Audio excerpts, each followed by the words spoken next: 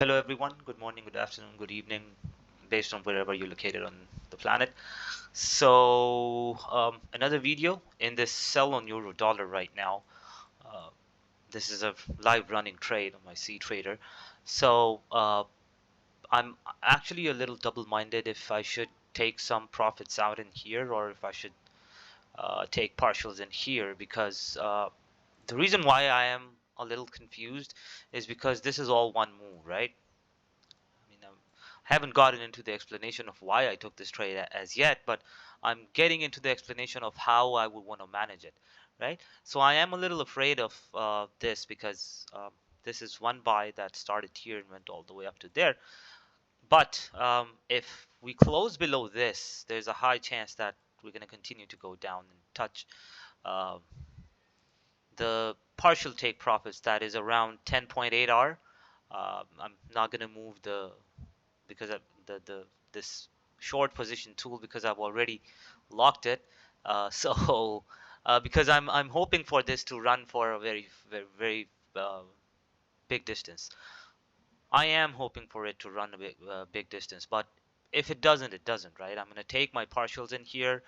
That's about 50% of the total trade, and then I'm going to let the rest of it run. Uh, Another idea is to let it run all the way down to there. uh, the reason why I am a little skeptical of this as my first partials is because of how the price has only been putting in higher highs and higher lows, right? The only time buyers get introduced into the markets is this move up, this move up.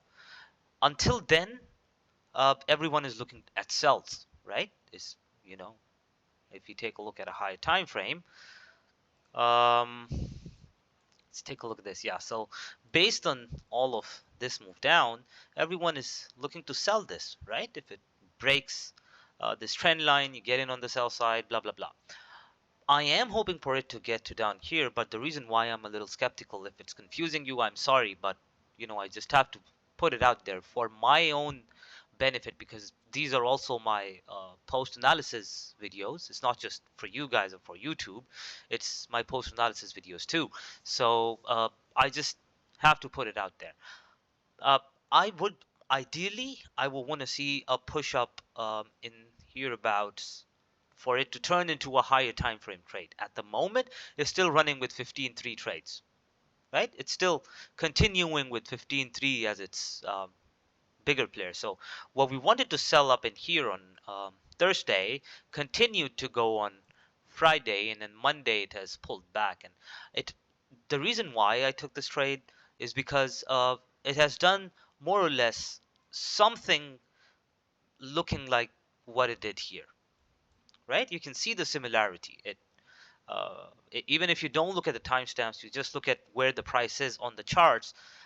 This is the period separator for the previous day where um, dollar CPI came out and blah blah blah, and then it came all the way down to here. But before the market closed, it started to pull back, right? And then it pulled back for until um, New York Stock Exchange opened. There was euro interest rate, and then it continued to go, right?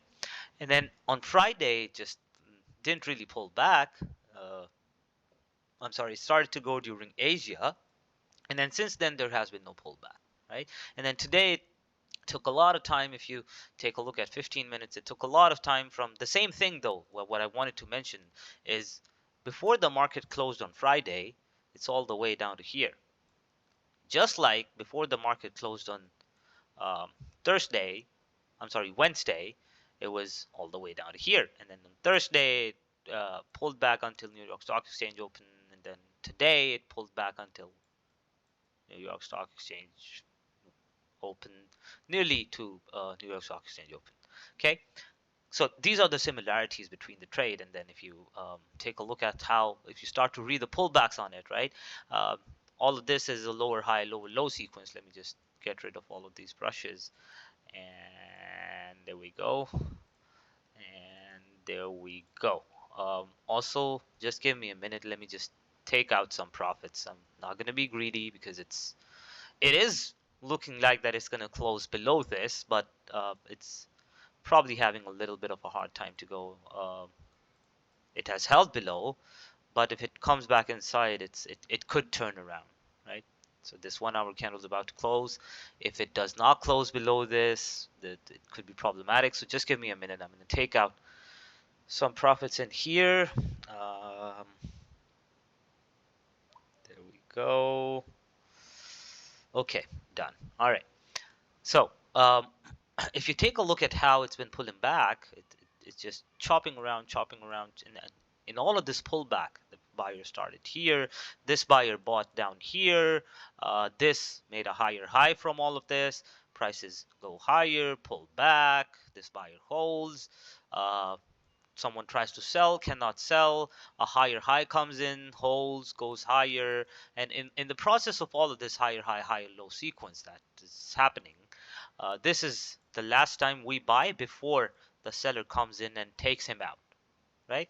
Let's get rid of all of these brushes again. Okay, so the last bit of buying that happened up in here, and then the seller comes back, takes over him. That's basically going a lower low.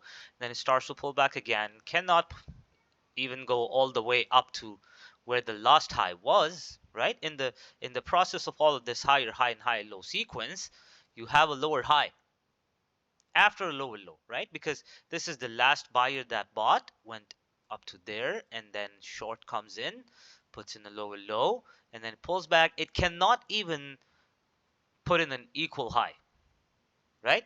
First sign that the seller is losing pace.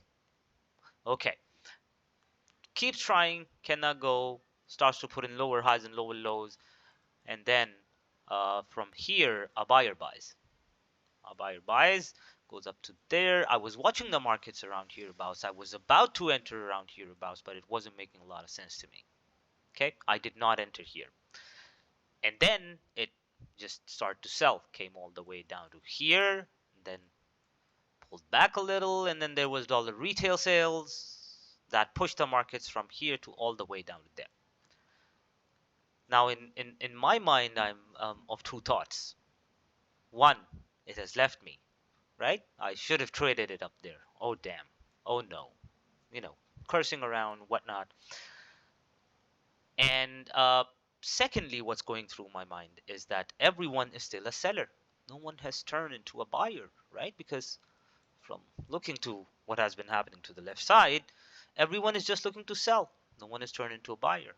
And I kept watching the markets, right? I was talking to one of the students too about how the dollar is behaving. So in my mind, I have that no one has turned into a buyer yet. And then this buy starts to come up. This buy starts to come up. Now, in the process of it's after the news, it's gone. Everyone is looking to sell this, right? And if you take a look at a higher time frame, let's say 15 minutes, if you are looking to um, sell this in hereabouts, that's what the general public does. You're selling here, you stop losses, maybe up there, you're going all the way down to there. So you're doing a 1.5, right? 1:1, 1.5 R, and that's good enough. I'm not challenging the authenticity or the importance of a 1 or 1:1.5 R. What I'm telling you is that in my mind, I do not have anyone turned into buyers. And in the process of all of what's happening, after the news took the prices all the way down to there, and FOMO kicks in that, oh damn, I've been watching it for so long and I cannot get in on the trade, but why not here? Because the sell is going now, and stop loss up there and aiming for all the way down to there. Fair enough. But whoever's getting in on the sell, their stop losses are probably up there because of what the news did. The stop losses or liquidity, if you may, is up there, right? And in all of this process, if you take a look at this little area, this broke a support. Let's go lower on the time frame. And again, I'm getting too deep into the explanation, but it is what it is, right? I'm not supposed to be doing this on YouTube, but I'm doing it because it's my own post analysis, right? Okay, here we go. And if you guys are, gaining something out of it, it's okay. I mean, you still cannot crack all of what it is, I'm sure. So, okay, so what was I saying? Okay, so in my mind, people are still buyers. I'm sorry, still sellers, selling here. After this move has happened, stop loss is probably here or here, wherever. In this, if you take a look at this area, right? This area, if you take a look at hereabouts, when this move up happened, there's a little buy in there. Can you see that little buy? Let me zoom in. Can you see that little buy in there? This is basically where I wanted the prices to come back up, and that's exactly where they came back. To take liquidity, to take stop losses, to turn these sellers after hitting their stop losses into buyers and whatnot. And look at it go now. Okay, whatnot, right? So when everyone turns into a buyer up in here, and if you go even lower a time frame, you can see those buyers. You can see those buyers holding above that support equals resistance. Okay, again, this is very important information that I'm throwing out there. Everyone who was getting in on the sells here, here, here, stop losses up there, here, stop losses get taken out,